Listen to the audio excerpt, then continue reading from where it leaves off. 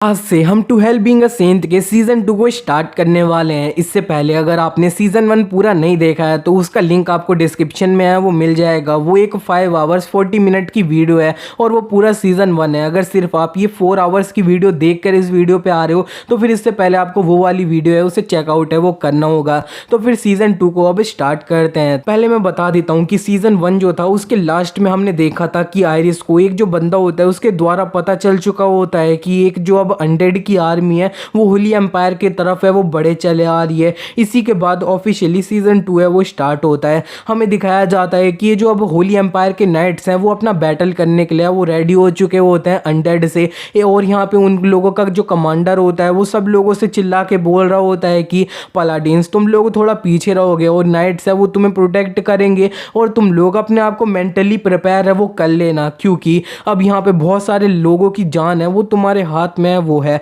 और इसी के बाद इनकी स्पीच है वो खत्म हो जाती है और दो जो नाइट होते हैं वो अकेले में हो जाते हैं। उधर जो एक पहला वाला बंदा होता है वो कहने लगता है कि मैं तो अभी भी इसे जो है ना समझ नहीं पा रहा हूँ कि हम अनडेड जो है ना उनसे फाइट करने वाले हैं। इतने में वो साइड में दूसरा जो बंदा होता है उसे देखता है और कहता है कि तुम अपने हाथ में ये क्या दबा रहे हो। और पहला बंदा वो दिखा देता है कि वो अपनी ये जो अब फैमिली फोटो है ना उसके पेंडेंट में उसी को दोबारा होता है और वो कह रहा होता है कि इससे पहले मैं ये जो वॉर ये सब मैं ना वो जाऊं, मैं अपनी फैमिली फोटो है ना उसे अच्छे से वो देख लेता हूँ। तब बंदा भी कहने लगता है कि मेरे को भी लग रहा है कि मेरे को अपनी जो फैमिली थी ना उससे एक बार पहले मिल लेना चाहिए था कि इससे पहले मैं इस जगह पे आता। एंड दूसरा कहने लगता है कि अरे मैंने जो अब ऑफिसर्स थे ना उनके द्वारा सुना था कि ये जो न्यू सेंट है ना वो भी हमारी ये जो बैटल होने वाली है बॉर्डर्स में उसे ज्वाइन है वो करने वाला है। और जो पहला वाला होता है वो उससे कहता है कि अच्छा तो फिर तुम उस सेंट की बात कर रहे हो जो एक मीटियोरॉइड है उसे भी ला सकता है। लेकिन दूसरा बोलने लगता है कि ये जो सेंट है ना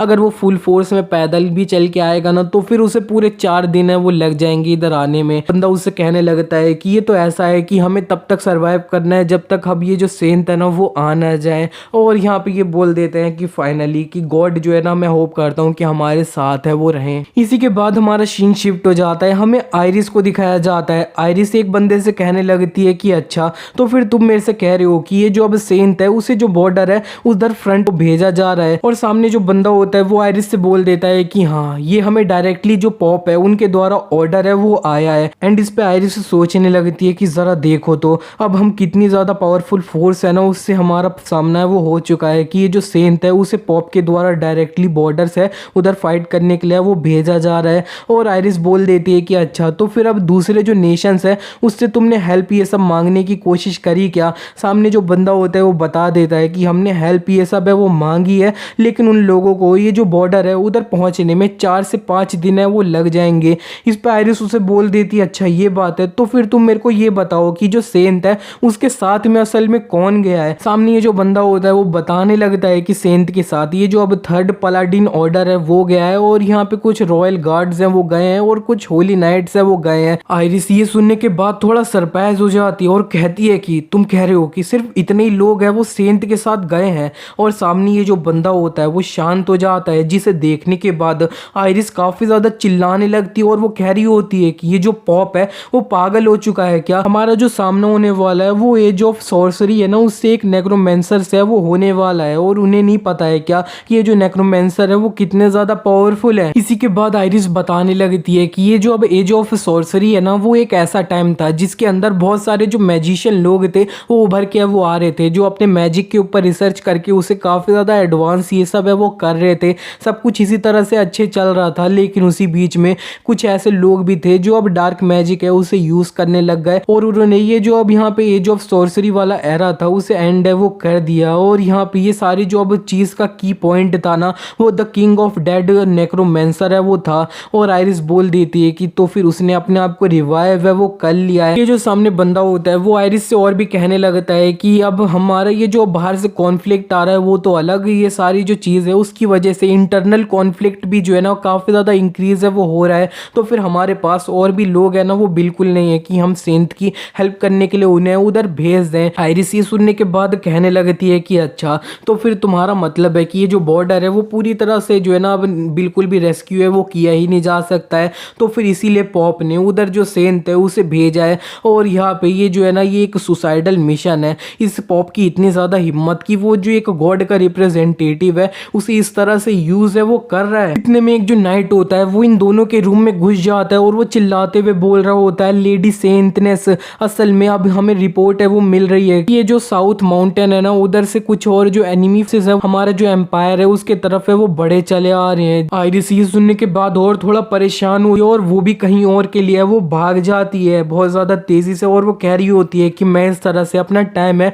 उसे बिल्कुल भी वेस्ट है वो नहीं कर सकती हूँ। इसी के बाद हमारा सीन शिफ्ट हो जाता है। अब हमें ये जो बॉर्डर्स होते हैं उसके तरफ का सीन दिखाया जाता है जहाँ पे रे को है वो भेजा गया होता है। रे अभी पहुंचा नहीं होता है और यहाँ पे कुछ जो नाइट्स होते हैं वो अब रेडी हो रखे होते हैं फाइट के लिए। एक जो कमांडर होता है वो चिल्ला के सब लोगों से बोल देता है कि सब लोग तैयार हो जाओ, एनिमी है वो आ रहा है हमारे सामने। और जो तीर वाले लोग होते हैं वो तीर है वो उसे फेंक देते हैं सारे ये जो उनके सामने अनडेड मॉन्स्टर होते हैं उनके ऊपर, और ये जो स्केलेटन वाले मॉन्स्टर होते हैं उनके ऊपर तीर है वो लग रहे होते हैं। और दूसरे लोग इधर ये जो स्केलेटन होते हैं उन्हें अपनी स्वॉर्ड से वो मार रहे होते हैं। एंड दूसरी तरफ एक जो लड़की होती है वो जितने भी लोग होते हैं उन्हें बफ है वो दे देती है अपने जो मैजिक होता है उससे। और बफ मिलने के बाद जो नाइट्स होते हैं वो अच्छे से फाइट है वो कर रहे होते हैं। एक नाइट कहने लगता है कि ये सही में काफी ज्यादा सही से वो चल रहा है और अगर इसी तरह से चलता रहा तो फिर हम इसे आराम से वो जीत जाएंगे, हमें कोई भी दिक्कत है वो नहीं होगी। लेकिन उनका जो कमांडर होता है वो काफी ज्यादा चिल्लाते हुए उनसे बोल देता है कि तुम लोग अपने आप को संभालो और इतना ज्यादा इजी लेने की कोई भी जरूरत नहीं है,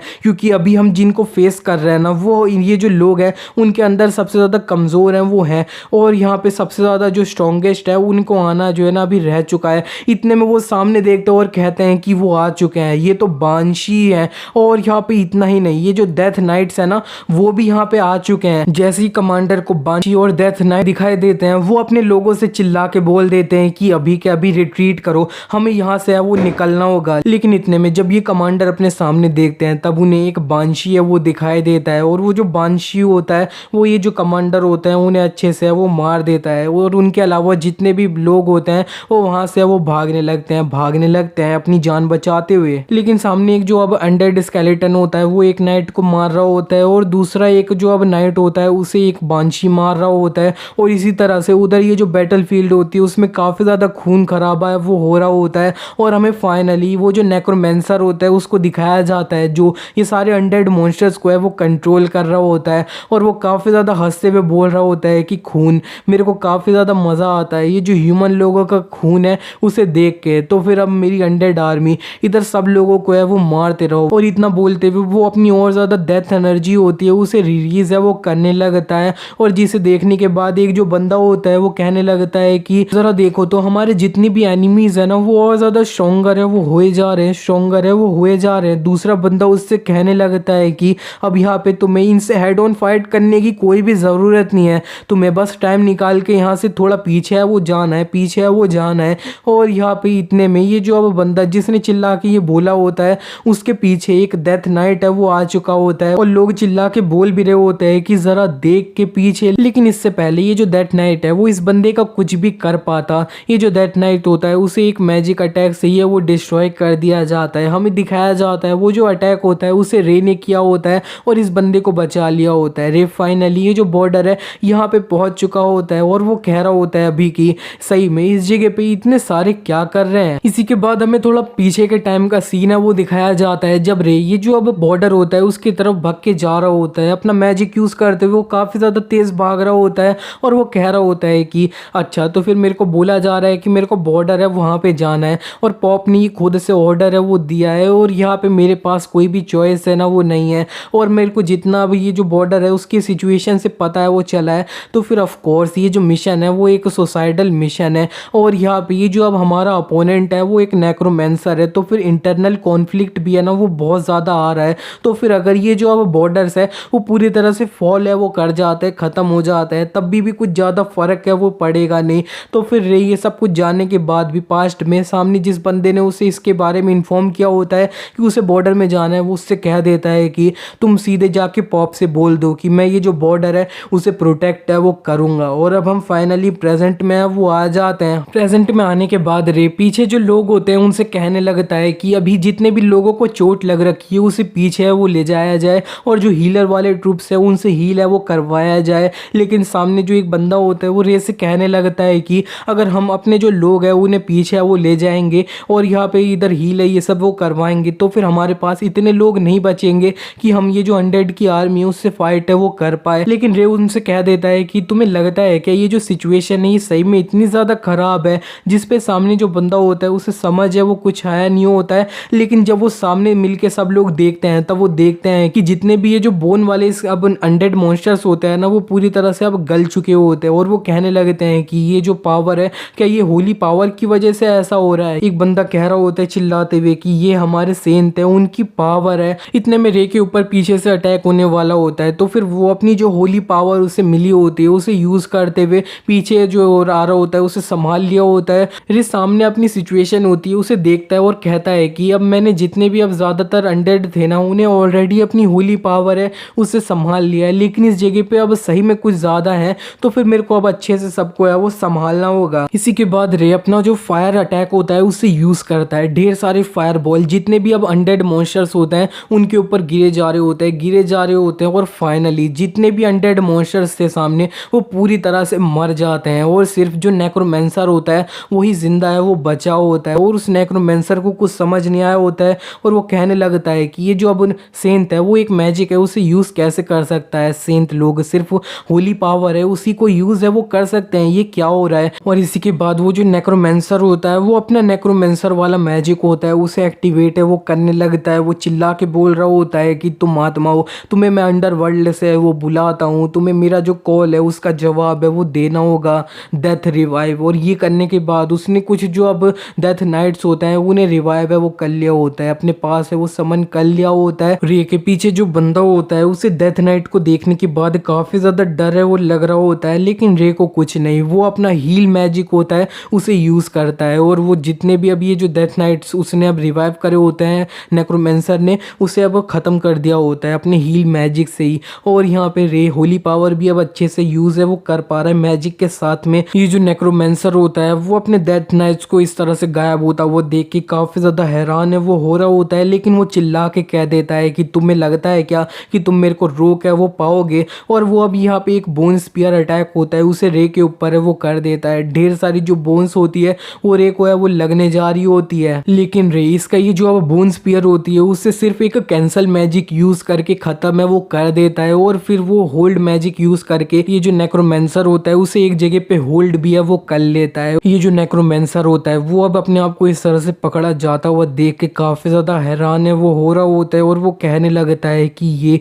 सिर्फ एक सेंट है, इसके अंदर इतनी पावर है वो बिल्कुल भी नहीं होनी चाहिए, ये सेंट नहीं हो सकता, ये तो या फिर एंजल है वो होगा या फिर ये पूरी तरह से खुद ही एक गॉड है वो है। इतने में एक जो नाइट होता है वो इस नेक्रोमेंसर के सर पे वो एक पत्थर मारता है, और क्योंकि ये जो बंदा है इसका एक जो फ्रेंड है उसे इसी बैटल फील्ड में वो मारा गया है इस नेक्रोमेंसर के द्वारा। और ये जो नेक्रोमेंसर होता है वो काफी ज्यादा चिल्लाते हुए कह रहा होता है कि तुम जो अब पलाडिन्स लोग हो, जो भगवान के इतने ज्यादा करीब हो, तुम्हारा जो घमंड है उसे मैंने ऑलरेडी चूर चूर है वो कर दिया है, तुम्हें नर्क में है वो डाला जाएगा। रे इसे ये सुनने के बाद सामने देखता है और वो अच्छे से समझ जाता है कि ये जो अब सारे जो अब हमारे नाइट्स थे ना इस बैटल में मरे थे, उन्हें भी ये जो अब नेक्रोमेंसर था उसने रिवाइव है वो करा और इनको अनडेड है वो बना दिया। रे और भी कहने लगता है कि ये जो लोग है ना इनका भी कोई प्यार करने वाला होगा या फिर कोई इनके करीबी है वो होगा, तो फिर मेरे को अब इनको लास्ट सेंड ऑफ है वो देना होगा। तो फिर वो एक्सक्लूसिव क्योर है उसे यूज करता है, और ये जो होली एम्पायर के अंदर जितने भी नाइट्स अब इस तरह से अनडेड बन चुके होते हैं वो अब पूरी तरह से अब नॉर्मल है वो होके मर जाते हैं और सब कुछ है वो खत्म हो जाता है, धूल बन जाते हैं,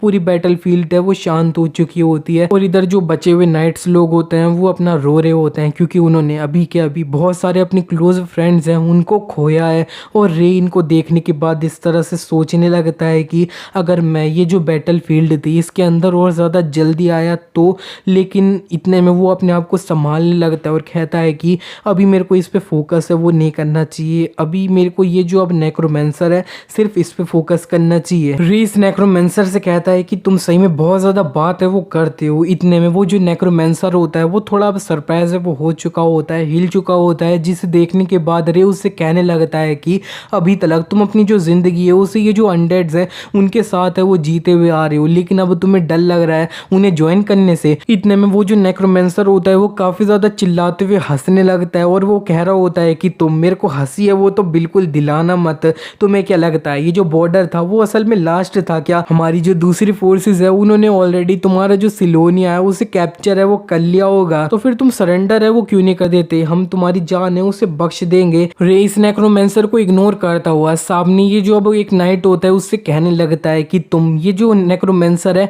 इसे अपनी स्पीड से है वो होली एम्पायर में वापस है वो ले जाना, मैं अपनी स्पीड से अपना ये जो वापस है उधर जाऊंगा। और वो कह देता है कि मैंने जैसा सोचा था वैसा ही है, इस जगह पे एक इंटरनल कॉन्फ्लिक्ट है ना वो भी हुआ है। तो फिर वो जल्दी से ये जो होली एम्पायर होता है उसके तरफ है वो निकल जाता है। इसी के बाद हमें ये जो होली एम्पायर के अंदर सिलोनिया सिटी होती है उसके तरफ का सीन दिखाया जाता है। वहां पे ये जो अनडेड आर्मी होती है वो ऑलरेडी पहुंच चुकी होती है और वो जो एक कुछ अनडेड मॉन्स्टर्स होते हैं वो किसी को मारने जा रहे होते हैं, लेकिन इतने में उस अनडेड को है वो संभाल लिया गया होता है, वो भी अब जेक होता है उसके द्वारा। और एक जो लड़की होती है उससे कह रही होती है जेक तुम्हारी स्वॉर्डमैनशिप है वो हमेशा की तरह काफी ज्यादा इंप्रेसिव है। जेक उससे बोल देता है कि अब मत करना है, उसे बंद भी कर दो। एंड ये जो लड़की होती है वो उससे कहने लगती है कि जरा देखो तो तुम अभी तक अपनी ये जो इतने ज्यादा शांत है ना वो हो, चलो ठीक है अब हमारी जो सेंटनेस है वो कहाँ पे है। इसी के बाद हमें ये जो सिटी होती है इसके दूसरे तरफ का सीन दिखाया जाता है। वहां पे और भी जो अनडेड मॉन्स्टर्स होते हैं वो घुसे चले आ रहे होते हैं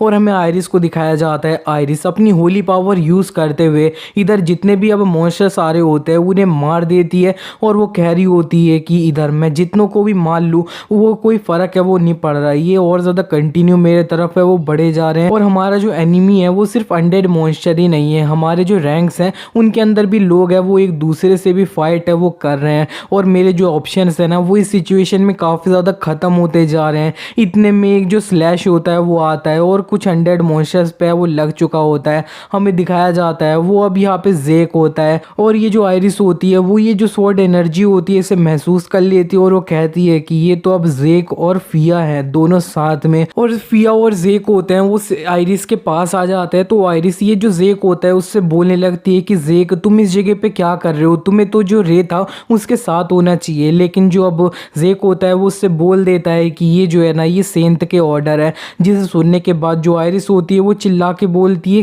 तुम्हारा मतलब क्या है। और जेक अब थोड़ा साइलेंट है वो हो चुका होता है। और इसी के बाद जेक थोड़ा फ्लैशबैक में चले जाता है। जेक जो होता है उसके माथे पे रे फ्लिक कर देता है पास्ट में और उससे बोल देता है कि तुम मेरे को फॉलो करके नहीं आने वाले, तुम ये जो अब सीलिया है उधर ही अब रुकने वाले हो, तुम अगर मेरे साथ चलते भी हो तो फिर तुम मेरे रास्ते में ही है ना वो आओगे। लेकिन जेक उससे बोलने लगता है कि माय सेंट प्लीज मेरे को अपने साथ है वो आने दीजिए, मैं आपके रास्ते में है वो बिल्कुल भी नहीं आऊंगा। रे जेक को इस तरह से देखने के बाद कह देता है चलो ठीक है तो फिर तुम मेरे को फेस करो, मेरे से फाइट है वो करो। जेक ऐसी शक्ल बना रहा होता है कि उसे समझ नहीं आया कुछ भी, तो फिर रे उससे कहने लगता है कि अब तुम बोल रहे हो ना कि तुम मेरे अब रास्ते में वो नहीं आओगे तो फिर तुम मेरे को फेस है वो करो। और जेक बोल देता है ठीक है मैं समझ गया, और वो रे की तरफ अपनी स्वॉर्ड निकाल के वो बढ़ चुका होता है। वो मनी मन सॉरी भी है वो बोल रहा होता है अपने ये जो सेंट होता है उसको, लेकिन यहाँ पे ये जो रे होता है उसने इसकी जो स्वॉर्ड होती है उसे अच्छे से ब्लॉक है वो कर लिया होता है। जेक ये देख के कहता है ये तो स्वॉर्ड हो रहा है, और रे उससे कहने लगता है अब तुम्हें समझ आ गया ना, अभी तुम कहीं और पे है ना तुम्हारी जरूरत है। लेकिन जेक वहां पे सोच रहा होता है कि इन्होंने ये जो अब स्वॉर्ड हो रहा है उसे मैनिफेस्ट है वो किया है, ये बड़ी बात नहीं है,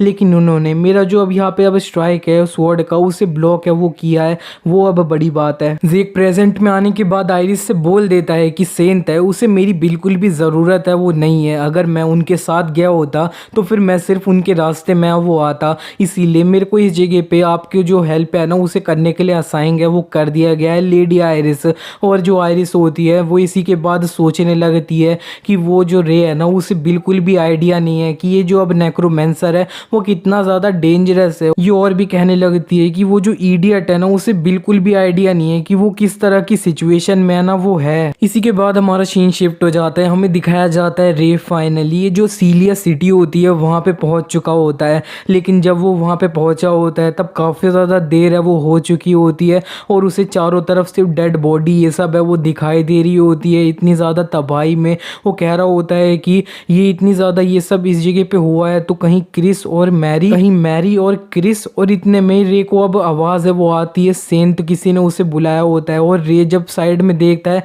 तब वहाँ पे उसे मैरी और क्रिस है वो दिखाई देते हैं। और यहाँ पे ये जो रे होता है वो जल्दी से इन दोनों के तरफ वो भाग चुका होता है। रे जब मैरी के हाथ में क्रिस को देखता है तब वो उसे देखते हुए सोचने लगता है कि मेरे को इसकी कोई भी पल्सेस है वो महसूस है वो नहीं हो रही है, इसका मतलब है काफ़ी ज़्यादा देर है वो हो चुकी है, वो ऑलरेडी मारी जा चुकी है। और एक चीज़ मैं क्लियर कर देता हूँ, ये दोनों जो बच्चे हैं ना वो असल में बच्ची हैं। ये मतलब एक जो लड़का लग रहा था स्टार्टिंग से ही वो लड़का नहीं है, और अभी भी लड़का लग रहा है, लेकिन ये दोनों असल में लड़की ही हैं। और ये जो मैरी होती है वो बोलने लगती है कि सेंट क्रिस जो थी ना वो बचपन से ही काफ़ी ज़्यादा वीक थी, तो फिर मैं उसकी जो अब सिस्टर हूँ ना, तो फिर मेरी काफ़ी ज़्यादा ड्यूटी बनती थी कि मेरे को उसे प्रोटेक्ट है वो करना है। मैरी रो रही होती है, इतने मेरे उससे कह देता है कि मैरी मेरे को लगता है कि मेरा जो डिसीजन तुम्हें इस जगह पे लाना था वो सही में काफ़ी ज़्यादा गलत था, और मैंने तुम्हें सही में काफ़ी ज़्यादा अब गम है ना वो दिया है, तो फिर प्लीज़ तुम मेरे को माफ़ करना। इतने में जो मैरी होती है वो रे की बात काटने लगती है, और वो रे से कह रही होती है कि नहीं,